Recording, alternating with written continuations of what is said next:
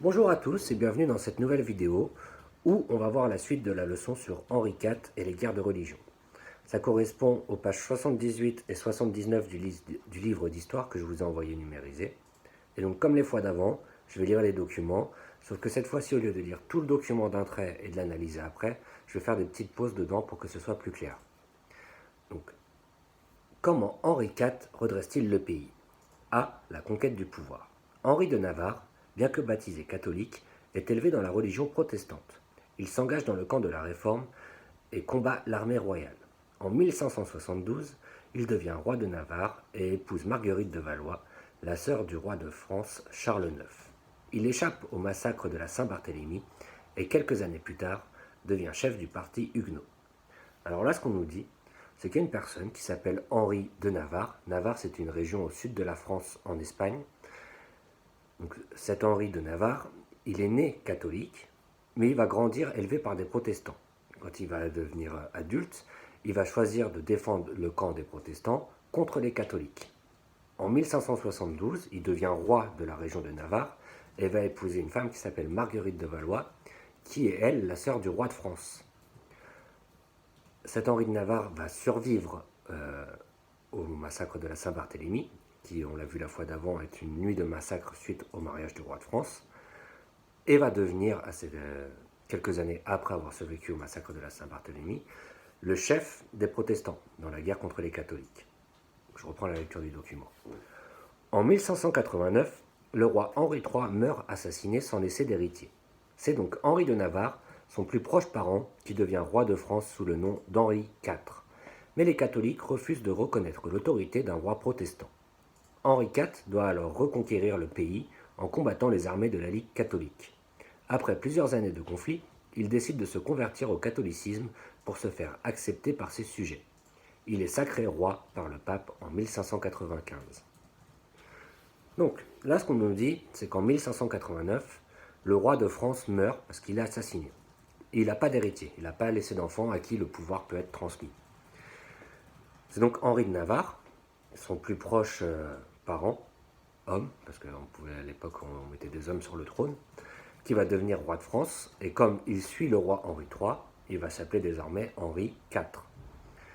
Le problème, c'est que Henri IV est protestant. Le peuple français est à majorité catholique et refuse de suivre les ordres d'un roi qui n'a pas la même religion. Donc il va s'en suivre plusieurs années de conflit pour que Henri IV puisse vraiment gouverner la France. Et pour mettre fin à ces conflits, il décidera de se reconvertir au catholicisme en 1595 pour que le peuple de France accepte qu'il soit le roi. Et à ce moment-là, c'est le pape lui-même qui va venir sacrer Henri IV en tant que roi de France.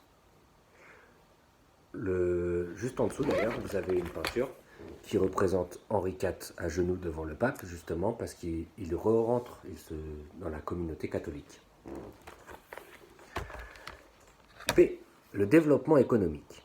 Avec son intendant des finances, le duc de Sully, Henri IV redresse les comptes du royaume, ruiné par la guerre civile. Sully participe à la modernisation de l'agriculture, favorise le commerce et construit des routes et des canaux.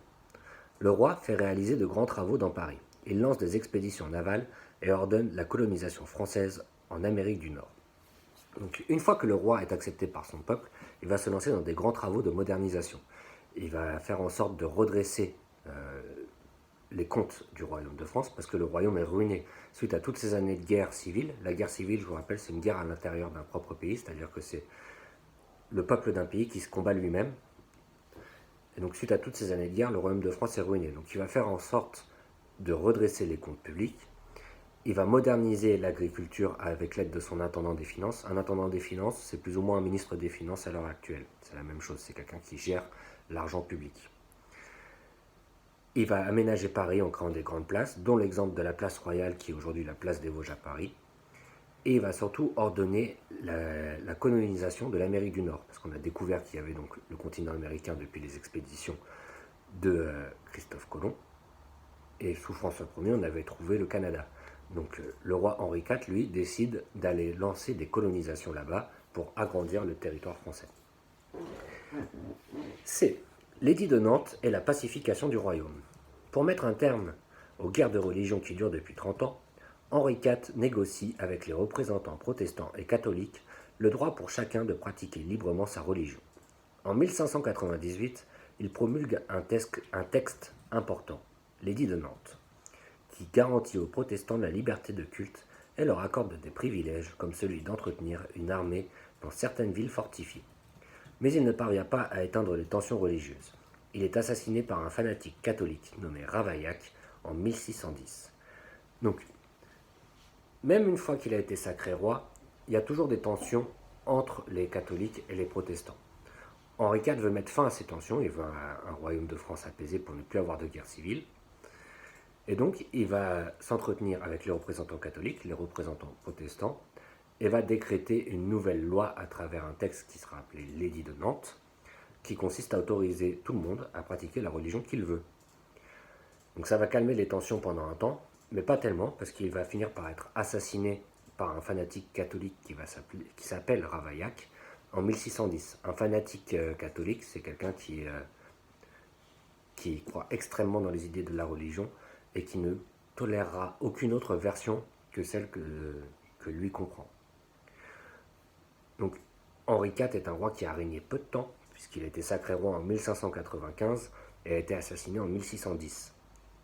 Ce qui est important de retenir de toute cette période d'histoire, c'est que donc, la France a connu une période de tension entre représentants catholiques et protestants qui a duré une bonne trentaine d'années et qu'elles ont été calmées suite à l'accession au pouvoir de Henri IV, qui va commencer à moderniser le pays et créer des textes permettant la liberté de culte religieux, comme l'édit de Nantes.